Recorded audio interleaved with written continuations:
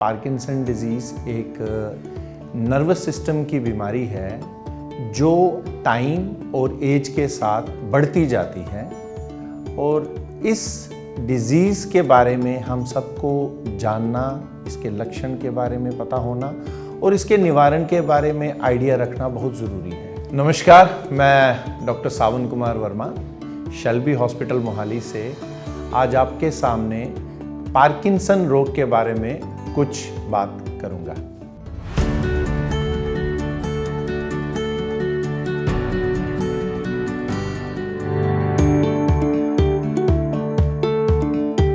Parkinson disease basically एक neuro degenerative disease है। इसका मतलब ये हुआ कि जैसे जैसे ब्रेन की डिजेनरेशन होती है या ब्रेन के जो सेल्स हैं वो वीक या डेड होते जाते हैं, तो ब्रेन में कुछ पर्टिकुलर केमिकल्स जिनको डोपामिन कहते हैं, वो डोपामिन हमारी बॉडी में कम अवेलेबल होता है, जिसकी वजह से पेशेंट को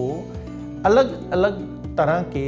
लक्षण आना स्टार्ट होते हैं। इस डिजीज़ से ग्रसित होने वाले मरीज़ अमूमन तो 50 या 60 साल की ऊपर के होते हैं, बट काफ़ी दशकों से देखा गया है कि अभी के टाइम में काफ़ी मरीज़ ऐसे हैं जो 40 या 45 साल की उम्र में भी इस बीमारी का शिकार हो सकते हैं। पार्किंसन डिजीज़ के शुरुआती लक्षणों में हम इसको दो भागों में डिवाइड करते हैं। पहले भाग में हम कहते हैं मोटर सिम्टम्स, जिन लक्षणों की परेशानी की वजह से पेशेंट हॉस्पिटल में या डॉक्टर के पास जाता है। उसमें सबसे पहले कॉमन है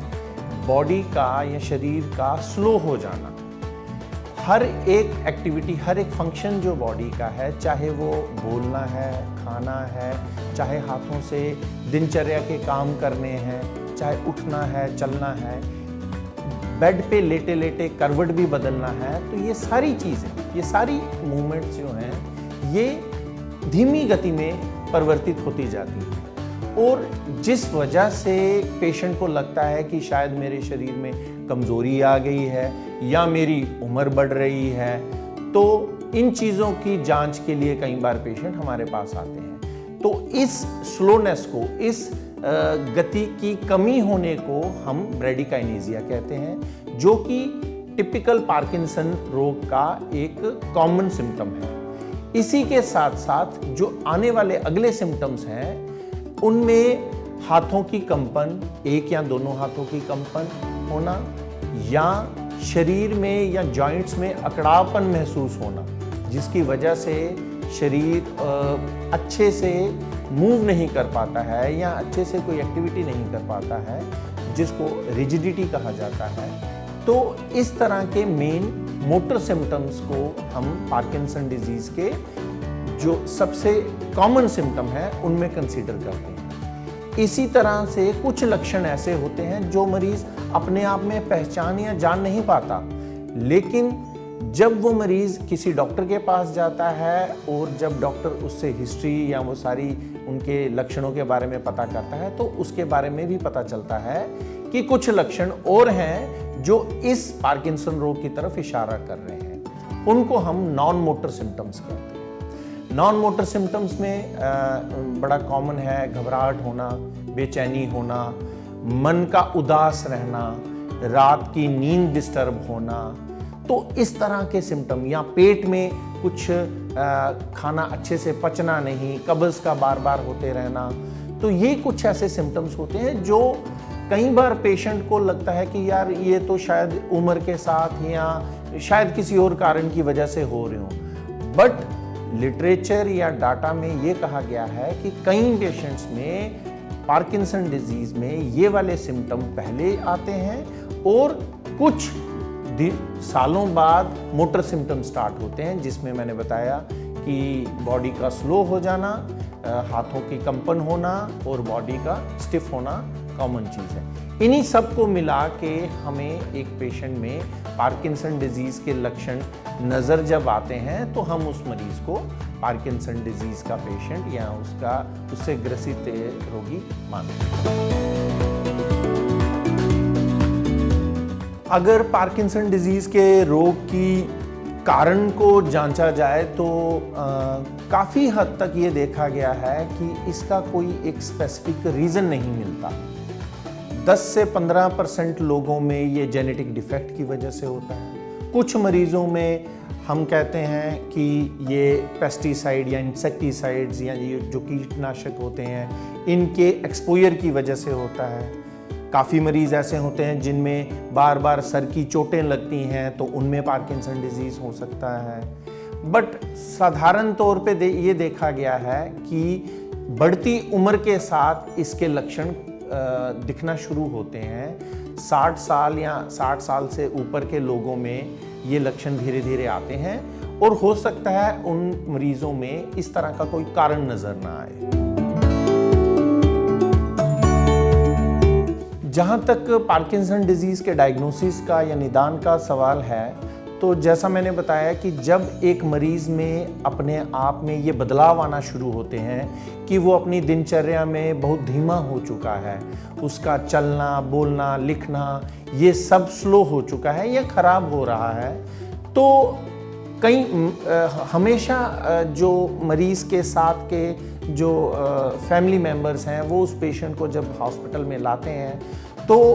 पेशेंट की बॉडी या पेशेंट के सिम्टम्स और हिस्ट्री के हिसाब से हम जब जांचते हैं पेशेंट को, क्लिनिकल एग्जामिनेशन करते हैं, तो हमें वो हाथों की कंपन या ट्रेमर्स जिनको टिपिकली रेस्ट ट्रेमर्स कहा जाता है वो मिलते हैं, या उसकी एक्टिविटी में जब हम स्लोनेस देखते हैं या उसकी जॉइंट की मूवमेंट्स में हम स्टिफनेस नोट करते हैं जिसको हम अकड़ापन कहते हैं। जब ये सारी चीज़ें होती हैं और एक बैकग्राउंड में ये हिस्ट्री होती है कि पेशेंट इन सारी चीज़ों से पिछले कुछ महीनों से या सालों से धीरे धीरे ये कमज़ोर होता जा रहा है, तो तब हमारा ये पार्किंसन रोग का डायग्नोसिस काफ़ी हद तक कंफर्म रहता है। फिर भी इससे मिलती जुलती बीमारियों से शक को दूर करने के लिए हम ब्रेन के स्कैन्स करते हैं। एमआरआई स्कैन्स जिनको हम कहते हैं, वो स्कैन से हम पार्किंसन डिजीज़ से मिलती हुई जो बीमारियां हैं उनका शक दूर कर सकते हैं। और जब हमें वो स्कैन्स में ऐसी कोई स्पेसिफिक डिजीज़ या कोई ऐसा प्रॉब्लम नहीं नज़र आती है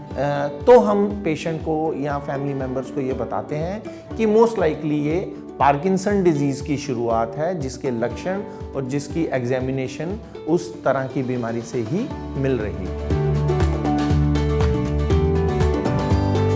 मैं कहूँगा कि शायद 2 दशक पहले हमारे पास वर्ल्ड वाइड इस बीमारी से लड़ने के लिए सिवाय कुछ मेडिकेशन या कुछ दवाइयों से और कोई चीज़ अवेलेबल नहीं थी। बट जैसे जैसे साइंस ने इस बीमारी के बारे में शोध किया है, ये पाया गया है कि इस बीमारी से लड़ने के लिए भी हमें 2 तरह की चीज़ों का इस्तेमाल करना पड़ता है। एक जो हम कहते हैं मेडिकल थेरेपी, दूसरा जो हम कहते हैं नॉन मेडिकल थेरेपी। और मेडिकल थेरेपी में भी आज की इस एज में, इस युग में दवाइयाँ तो मौजूद हैं ही जो इस बीमारी को या तो काफ़ी हद तक एक स्टेज पे रोक सकती हैं या उसको आगे बढ़ने में उसकी स्पीड को थोड़ा सा धीमा कर सकती हैं। इन मेडिसिन्स में एक ओरल मेडिकेशंस जो बहुत बड़ा ग्रुप है जिनमें डिफरेंट कैटेगरी की मेडिकेशंस होती हैं वो इस्तेमाल की जाती हैं। अगर पेशेंट उन दवाइयों को खाने में या एडवांस स्टेज में अगर वो प्रॉपरली उन दवाइयों को नहीं खा पाता है या उन दवाइयों से उसको कुछ साइड इफ़ेक्ट फील होते हैं तो इसके साथ साथ आज की डेट में इनके लिए इंजेक्शंस भी मौजूद हैं और कई केसेस में एक डीप ब्रेन स्टिमुलेशन सर्जरी भी अवेलेबल है जिससे पेशेंट काफ़ी हद तक अपनी दवाइयों से या तो काफ़ी कम लोड पे आ जाता है, दवाइयों की संख्या काफ़ी कम हो जाती है और पेशेंट की day to day routine life अच्छी रहती है, ताकि उसका चलना बोलना अपनी डे टू डे रूटीन में जो भी एक्टिविटी करनी है वो काफ़ी हद तक अच्छे से कर सकता है। ये रही बात मेडिकल मैनेजमेंट की। लेकिन मैं ये कहूँगा और आपके माध्यम से ये सबको मैसेज करना चाहता हूँ कि पार्किंसन रोग में मेडिसिन के साथ साथ जो नॉन मेडिकल थेरेपीज़ हैं, जिसमें व्यायाम, जिसमें योगा,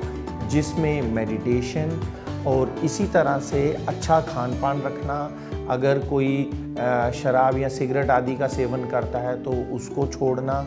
ये सारी चीज़ों से भी पार्किंसन डिजीज़ में देखा गया है कि काफ़ी इम्प्रूवमेंट आती है। तो हम अपने मरीज़ को जब शुरुआती लक्षणों में ही जांच लेते हैं तो उनको दवाइयों के साथ साथ ये नॉन मेडिकल थेरेपीज़ भी रिकमेंड करते हैं। और बड़े हद तक हमने देखा है कि जो पेशेंट रेगुलर मेडिसिन के साथ साथ एक्सरसाइजेस, अपनी डाइटरी हैबिट्स अच्छा करता है, अपनी दिनचर्या की रूटीन को ठीक रखता है, एक